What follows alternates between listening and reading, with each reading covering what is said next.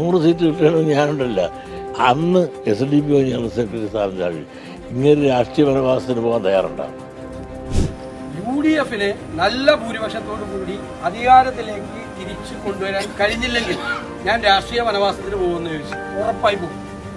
UDF നല്ല ഭൂരിപക്ഷത്തോടു കൂടി അധികാരത്തിലേക്ക് തിരിച്ചു കൊണ്ടുവരാൻ കഴിഞ്ഞില്ലെങ്കിൽ ഞാൻ രാഷ്ട്രീയ വനവാസത്തിന് പോകും. പിന്നെ എന്നെ കാണില്ല. അത് ഞാൻ സമ്മതിക്കും. അത് ഞാൻ സ്വീകരിക്കും. അദ്ദേഹം മാറണ്ട.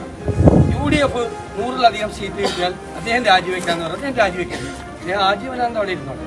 ഞാനും അദ്ദേഹമായിട്ട് മത്സരം. നാട്ടിലാരെങ്കിലും വിദ്വേഷത്തിന്റെ ക്യാമ്പയിൻ തുടങ്ങാൻ ആര് ശ്രമിച്ചാലും അതിനെ UDF നേരിടും. ഞങ്ങൾ വർഗീയത പറഞ്ഞല്ല വോട്ട് പിടിക്കാൻ ശ്രമിക്കും. ഞങ്ങൾ കേരളത്തെ രക്ഷിക്കും. ഈ തകർച്ചയിൽ നിന്ന് ഞങ്ങൾ കേരളത്തെ രക്ഷിക്കും.